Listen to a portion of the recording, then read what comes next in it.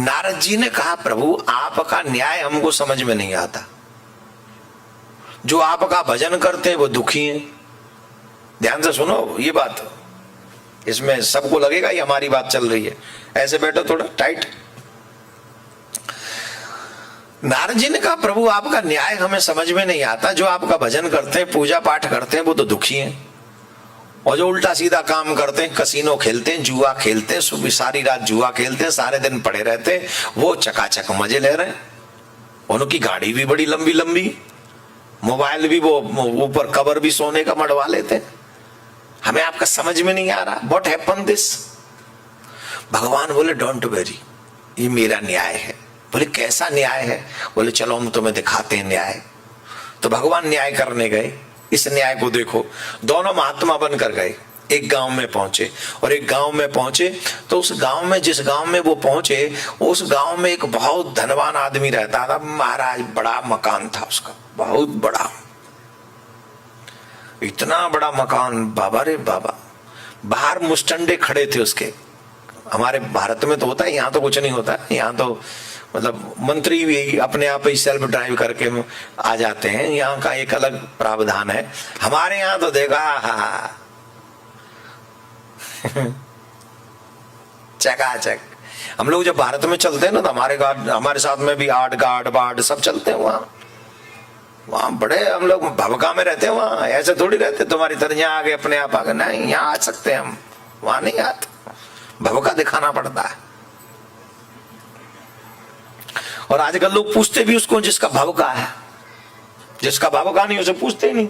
वो कितना भी अच्छा कहता रहे, कितना भी अच्छा कर्म करता रहे, अच्छा बोलता रहे, अच्छा व्यवहार करे, अच्छी योजना करे, अच्छा विचार करे, उसे पूछेंगे ही नहीं हम। और जो भवका में होगा उसे पूछते हैं। तो मजबूरी में महात्माओं को भी भवका बनाना पड़ रहा है, क्या करें।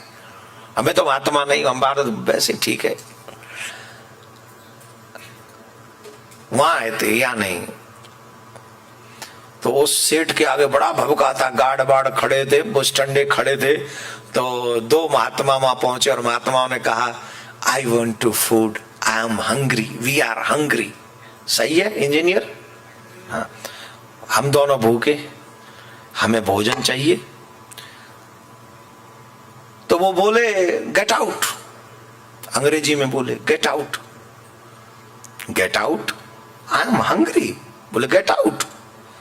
अबे गेट आउट के बच्चा, भूख लग रही है, हमने कई दिन से हमने नहीं खाया है, 3 दिन हो गए, भूख लग रही, चला नहीं, गेट आउट भी नहीं हुआ जा रहा है।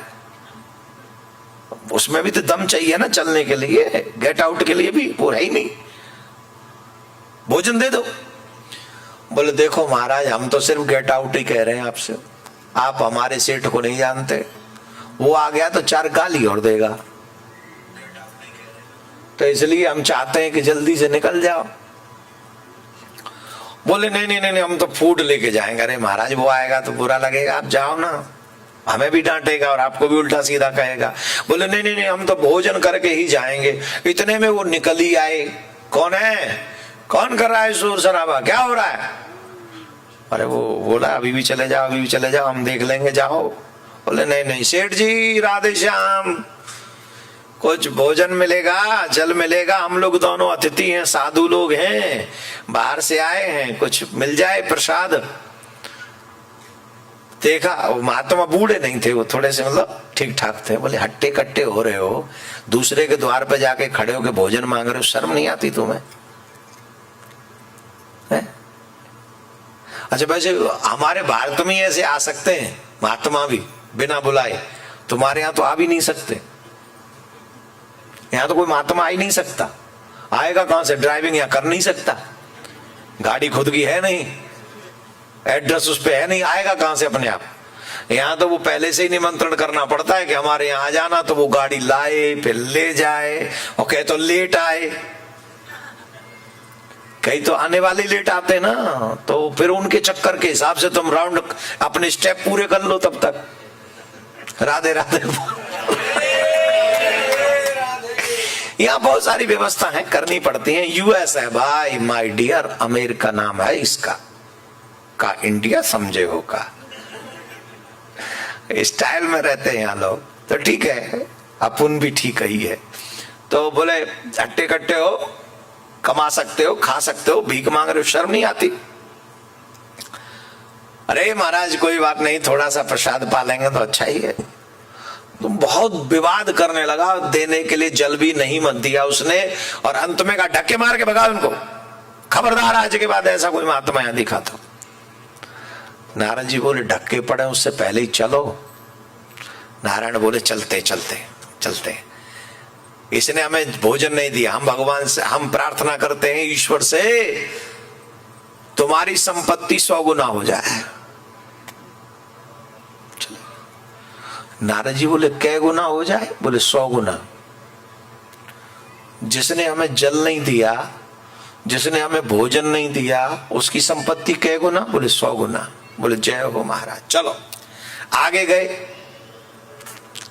अब जब आगे गए, गांव से बाहर निकले तो गांव के बाहर एक बुढ़िया माँ बैठी थी झोपड़ी में। नारद जी बोले चलो। बोले नहीं नहीं, ये बुढ़िया माँ के पास चलते हैं, शायद यहाँ कुछ मिल जाए खाने को। अरे बोले वो बड़े बड़े मकानों में तो कुछ मिला नहीं है, झोपड़ी में क्या मिलेगा? अरे बोले कई बार बड़े मकानों में नहीं मिलता, झोपड़ी में मिल जाता है। हाँ या ना? बड़े मकान वाले ही नहीं मिलते, वहां क्या मिलेगा?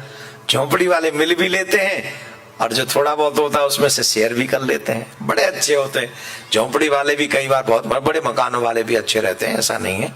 कई लोग तो गए महाराज, कुंडी खटखटाई, और जब कुंडी खटखटाई तो मैया की आवाज आई, कौन है? बोले महात्मा आए हैं। तुरंत खड़ी हो गई महात्मा, सुनते दरवाजा खोला, महाराज आइए, पधारी पधारी महाराज, बैठे बिराजे बिराजे, बड़ा सौभाग्य हुआ आज आपके दर्शन हो गए, यहाँ बड़े दर्शन हुए महाराज, बड़ी कृपा हुई। अरे बोले बात तो ठीक है मैया, बड़ी जोर से भूख लग रही है, कुछ खाने को है? तो महात्मा जी से बुढ़िया माँ बोली हमारे यहाँ तो कुछ है नहीं खाने को, हमारे घर में तो गैया है, वो पाव भर दूध देती है, उस दूध को ही मैं पीती हूँ, अभी अभी निकाल के लाई हूँ, आप अगर चाहो तो वो दूध आप पी लो। बोले हाँ मैया हमको दे दो, हमको दे दो। भगवान ने वो दूध पी लिया। नारद जी भी देखते रहे, पाव भर दूध क्या पी मैं, यही पी ले, तो आप ही पी लो। और फिर बोले नारद जी भगवान से, चले चले प्रभु चले। नहीं नहीं चले नहीं, अब दूध पी लिया, अब शाम हो गई, अब कहाँ चले? मैया अगर आप बुरा न मानो तो आज यहीं रुक जाएं। नारद जी बोले यहाँ कहाँ रुकेंगे, आप देख तो रहे हो कुछ व्यवस्था नहीं है। मैया बोली एक चटाई है महाराज, मैं इसी पे सोती हूँ, आप एक कार्य करिए, आप इस पे विश्राम करिए, मैं बाहर बैठ के भजन कर लूंगी। नारद जी बोले बेचारी सोएगी नहीं? बोले हाँ तो भजन करने तो ना, हमसे होएंगे। नारद जी बोले बड़ा सुंदर स्वभाव है आपका। बोले नहीं नहीं हम सोएंगे यहीं। नारद जी भी बैठ के चलो वो भीतर नारायण नारायण करने लगे, नारायण सो गए। भोर हुआ, सुबह में भगवान नेत्र खुले, फिर भगवान उठे और भगवान ने फिर कहा कि मैया अब हम जा रहे हैं, ध्यान से सुनना, एक भी शब्द रह न जाए। बोले मैया हम जा रहे हैं, कुछ और खाने पीने को मिल जाए तो, पता नहीं फिर कब मिलेगा। बोले महाराज अभी रुको, मैं गाय काट के लाती हूँ, वही दूध पी जाना, पाव भर देगी। बोले हाँ ले आओ ले आओ ले आओ। मैया ने दूध काढ़ा और भगवान के आगे। नारद जी बोले प्रभु कल रात ही भूखी सोई है, रात को भूखी सोई है, अब भी पी जाओगे तो फिर भूखी रह जाएगी। भगवान बोले तो हम पृथ्वी पे बार बार आएंगे क्या? अब गाय का दूध मिल रहा है तो पीने दो, तुम्हारा मन हो तो थोड़ा एक आध चम्मच तुम भी पी लो, और नहीं है तो छोड़ो हम ही पी लेंगे, हमें ही रोक रहे हो। अच्छा प्रभु जैसी आपकी लीला, तो भगवान ने पी लिया। भगवान जाते जाते बोले, भगवान कहने लगे अब तेरी गैया मर जाए।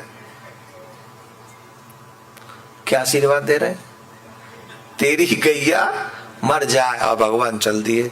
नारद जी अब तक तो कंट्रोल में थे, अब अनकंट्रोल हो गए। नारद जी बोले गजब कर रहे हो आप, ये कैसा न्याय है आपका, ये तो सरासर अन्याय दिख रहा है। अरे जिसने हमें धक्के मार के भगा रहा था, एक बूंद पानी नहीं पिलाया, उसको तो कह दिया 100 गुना संपत्ति हो जाए, और यहां बेचारी ने सुबह भी कल भी दूध नहीं पिया, आज भी दूध नहीं पिया, अपनी चटाई भी हमको दे दी, और इसको अकेली एक गाय और उसको कह दिया तेरी गाय मर जाए। ये क्या न्याय है आपका? भगवान नारायण मुस्कुराए और नारायण भगवान ने कहा, हाँ यही हमारा न्याय है। तुम नहीं समझोगे, हम तुम्हें समझा देते हैं। अब 1 मिनट थोड़ा सावधान हो जाइए, ऐसे बैठिए 1 मिनट बस। ये न्याय समझ में आ जाएगा आपको भगवान का। नारद जी से कहा, तुम्हें ये हमारा अन्याय लग रहा है ना, अब हम तुम्हें समझाते न्याय। हमको एक बात बताओ, इस सेठ ने जो हमको डांटा, उल्टा सीधा अपशब्द बोला और हमें जल तक नहीं पिलाया, ये किसके अभिमान में था? ध्यान से सुनना, ये किसके अभिमान में था? बोले धन के अभिमान में। और जब ये इस धन के अभिमान में ऐसे ही कर्म करेगा तो कहां जाएगा? वो नरक में जाएगा। क्या क्या भोगेगा? बोले बहुत दुर्गति होंगी इसकी। तो इसीलिए इसकी दुर्गति हो तो हम 100 गुना और दे आए। जितना था उसमें ये कर रहा है इतना, जब और 100 गुनी संपत्ति हो जाएगी तब कितना करेगा ये? अधिकांश पैसे वाले लास वेगास में बैठे, उनके बच्चे जा रहे हैं, क्लब में जा रहे हैं, डिस्को में जा रहे हैं, उल्टे सीधे काम कर रहे हैं, और वो समझ रहे हैं आई हैव फन। ओ फनेरे, वहां देख लियो, वहां फुंकार के बैठे श्याप के मुंह पे छोड़े जाएंगे वहां। पर इनको क्या लग रहा है? It's fun, I enjoy myself. तेरा सेल्फ इंजॉय नरक में ले जाएगा। इंजॉय पर नहीं आ रही ना समझ में बात? ईमानदारी से बोलो, आ रही है? जब पैसा बढ़ा तो दुर्गति, दुष्विचार बढ़े, कुबुद्धि बढ़ी तो वो गलत दिशाओं में जाने लगी और नरक के द्वार खोल दिए। इसलिए भगवान ने कहा मेरा न्याय है, जिस धन के अभिमान में इसने हमारा अपमान किया है, हमने और धन दे दिया, और कर हमारा अपमान तू, और ऐसे बुरे काम कर जिससे तू नरक के द्वार पे जा सके। और हाँ, जो साधु संत महात्मा गुरुजनों का अपमान करते हैं उनके लिए एक ही द्वार है, वो है नरक द्वार। कोई संशय नहीं इसमें, वो नरक ही जाने वाले हैं। उनको लगता है आप शब्द बोलकर, उनको लगता है छल करके, उनको लगता है कपट करके, उनको लगता है हम अपने गुरुजनों को, संत महात्माओं को अब शब्द बोल के बहुत बड़ी जंग जीत लेंगे। भगवान का न्याय देख लो, भगवान ने इसको कहा तुझे 100 गुनी संपत्ति मिले, किसके लिए? जाएगा नरक में ही और तू, तेरी दुर्गति होगी। अब जो भक्त ये सोचते हैं कि हम भजन करते फिर हमारे साथ ऐसा क्यों कर रहे हैं, तो सुनो अब यहाँ न्याय भगवान का। नारद जी ने कहा फिर प्रभु चलो, उसकी तो बात समझ में आ गई, उसको आपने नरक में भेज दिया, पर एक बात समझ में नहीं आई। बोले क्या? इस बेचारी की गैया क्यों मार दी? इस पे तो एक ही साधन था भोजन का, और वो गैया भी आपने मार दी, ये क्यों मार दी? अरे बोले नारद तुम नहीं जानते, ये मैया कितनी अच्छी है, इसने स्वयं दूध नहीं पिया, हमको दूध पिलाया, स्वयं रात भर जगी रही और हमारे लिए स्वयं जागकर हमारे लिए चटाई बिछा दी, हमें सोने दिया, खुद स्वयं झोपड़ी के बाहर आके बैठ गई, भजन करती रही, और फिर दोपहर का भी दूध हमको पिला दिया। तो ऐसी मैया का हम बुरा थोड़ी चाहेंगे? अरे बुरा नहीं चाहेंगे, पर उसकी तो गैया मार दी आपने। बोले हाँ मार दी, उसके पीछे भी कारण है। पूछो क्या? बोले क्या कारण है? बोले आज से 7वें दिन मैया का जीवन यात्रा पूरा होगा।